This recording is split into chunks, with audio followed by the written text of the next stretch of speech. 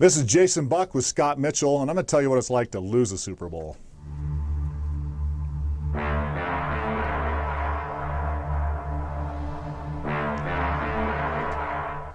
All right, Rivals has arrived, and this is me, not him. That's you. Yeah, whoever we are. Yeah. Anyways. We do like Laurel and Hardy or something like that. We're going to go talk about what it's like to lose a Super Bowl, which I would be happy to have lost a Super Bowl. I would have been happy to get there, a tie, a loss, a win, anything. But what is it really like? And you're right. Absolutely. You talk to all your teammates. It was a life-changing experience just to go to Super Bowl 23, even though we lost that heartbreaking last drive to Joe Montana. I mean, that just rips your heart out. And it's just the emotions that go through it. I'll tell you one thing that really healed it was I was able to go on and win one. And that was able to honestly give me a better perspective of it. Because afterwards, when I lost that game, you'd worked your whole life to get there. Your heart is ripped out. I mean, you go in that locker room afterwards, and guys are hugging and crying on each other's shoulder. Some of the toughest men in the world, and there's a lot of tears and emotions and heartbreak. So you think in the moment, if you never had gone back to a Super Bowl, would you have said, I would rather have not gone to it and had lost? No.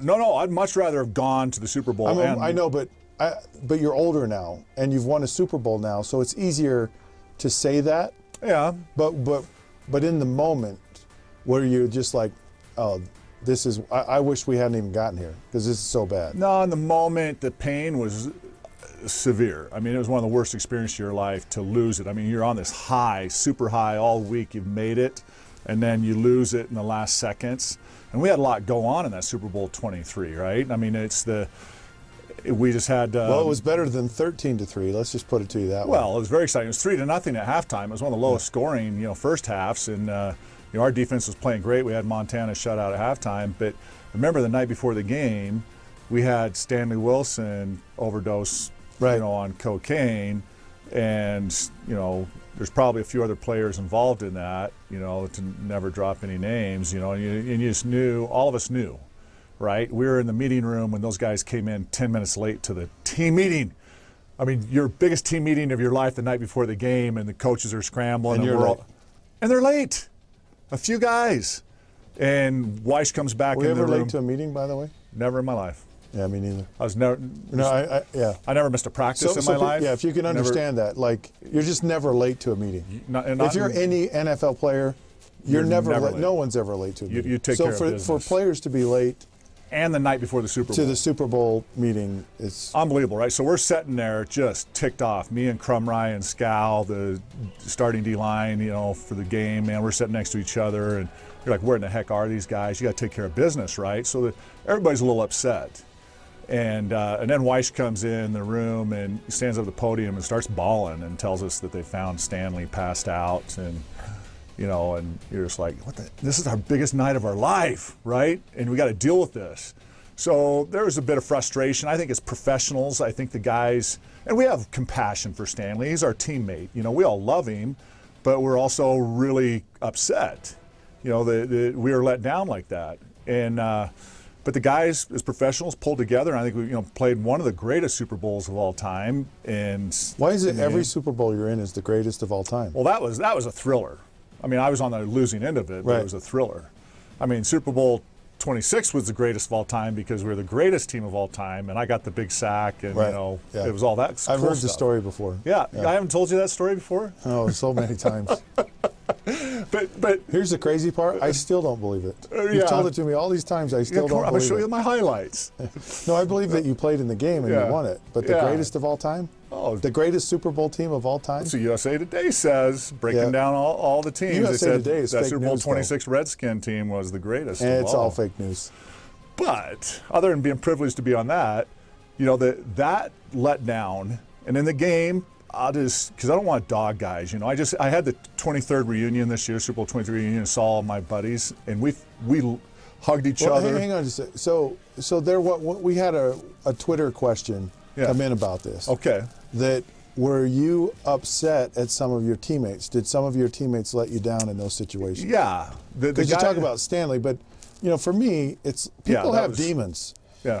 and they're, people are trying to deal with certain things in their life, and when they have a huge event like that they're on that high, that can trigger someone to, it's just the pressure of all of that. It does funny things to people, and I think you saw that with the Rams this year, where they had been a great team all season long, and all of a sudden they get in that pressure of that game, and that had to have been intense. Yeah. I've heard a lot of people say, intense. I don't remember the first half of the game. Yeah. I had cotton mouth so bad that I couldn't even, and I didn't know, like I didn't have a conscious thought literally till the second half of the game. Experience means so much, and that's why, and obviously the Patriots had a huge advantage with all the experience they had, because there was less of that cotton mouth, less of the... Which the 49ers had on you guys. Yeah, which the 49ers had on us going into that game. They had more Super Bowl experience. And you see it. And I know that because my second Super Bowl was a little different. You had more control of those emotions. Even though it was this great thrill again, you had more control of that. Yeah, but if you're the greatest team of all time, what do you got to worry about? You know it. I mean, I don't understand. You know it. Why would you ever get worried? But the guys, the Ifurkai, I mean, I want to talk compassionately about some of the guys, especially being older now, and I can look back and reflect, and we had our reunion, and we all saw each other, and we're hugging each other. And I'm telling you, all the guys that kept coming up to me and hugging me at our Bengals Super Bowl 23 reunion were like, Buckster, we were so happy to see you get on that Redskin team and win that Super Bowl. That was so awesome, you got a ring. And they were all asking me to show them my ring.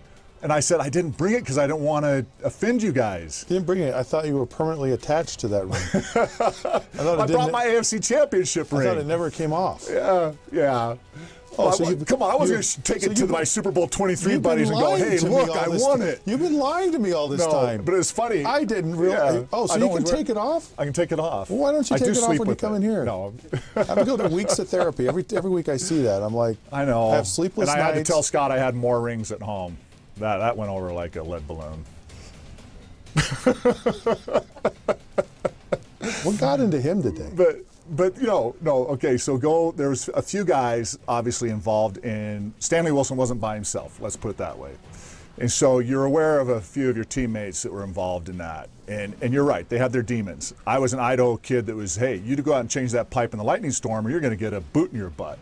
Right, you take care of business. So you had your own demons. They were just different. They were, changing pipe and lightning. That was my demon. Right. And theirs was, probably drugs from the inner city and, a different type of family. Right. And drugs were a huge issue to some guys. And then a couple of those guys made some key mistakes in Super Bowl 23. And, that was hard. I mean, I thought about that for years. And but you can let go of it eventually, I guess. That's part of one of those things that I don't think people talk about Tom Brady. Like, you watch him play. You watch him on the sideline. And these guys who are free agents that go to New England, and they're his teammates, and they see him every day. Yeah. They go, I have complete confidence that guy's going to take us to and win a Super Bowl, and I don't want to be the one that screws up. Yeah. And I think players actually play better, like they didn't have those moments that you had in your Super Bowl. Yeah. And I don't think people recognize that very often, or at least talk about it. There's this kind of unwritten ancillary impact that Tom Brady has just by his and that presence older leadership every single day. Scott, I can't tell you the difference of that overall leadership, a Sam Weish versus a Joe Gibbs and Belichick that I'll put in the same category, that have control of how they build that team and that personality and character of the team. And like you, Tom Brady, we had all this leadership on the Redskins because Gibbs had built an older team, right, with all this leadership. I came into that team from a Super Bowl team. And, that's just the team was made up with guys like that. But you had the Hogs, all older offensive linemen, Bostic and Jacoby and all those guys. And the leadership was so strong in that team, you didn't have the little one-off with a bunch, a handful of guys that went off and went kind of stupid on you. Yeah.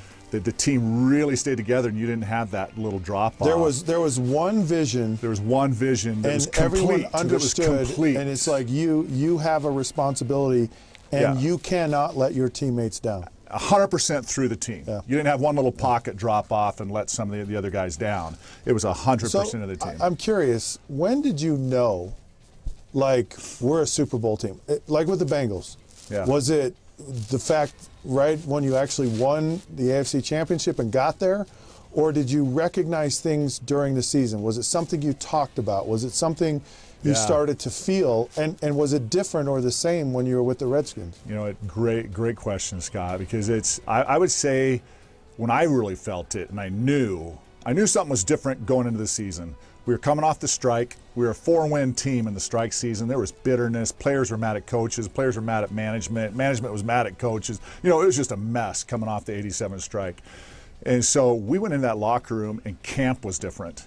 It was literally like the players all looked at themselves in what I saw at the Bengals and said, this is our team. This is our moment. We own it. We really don't care what's happening outside. I mean, I'm talking, we don't care what happened in the coaching staff, management, anything. This is our team. And it was literally like the locker room and the players just came together and just owned it. Great leadership with Munoz and Boomer, and you know, we just had all these great players in there and a young defense that had really come together. And I'd say Game 6, I think we were 6-0 before we lost a game that year, and we were just rocking. And when we hit that 6-0 mark, and everybody started to talk about, hey, the likelihood of getting a Super Bowl at 6-0 is, you know, really high statistically. We knew we were on fire, and we were unbeaten at home that year. You knew. I'd say Game 6 on, I knew we were on our way to the Super Bowl myself. That's what I felt. That early. What about Washington? And then, oh yeah, Washington was even a step up. I mean, I got to come in. I'd been released by the Bengals, and I came into Washington that year, actually Game 5 or Game 6.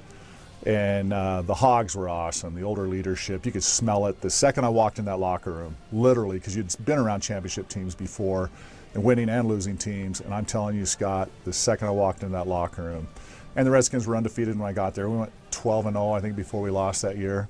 And you're just like, the sense in the locker room and the ownership and the confidence, you knew you were going. What actually does it smell like?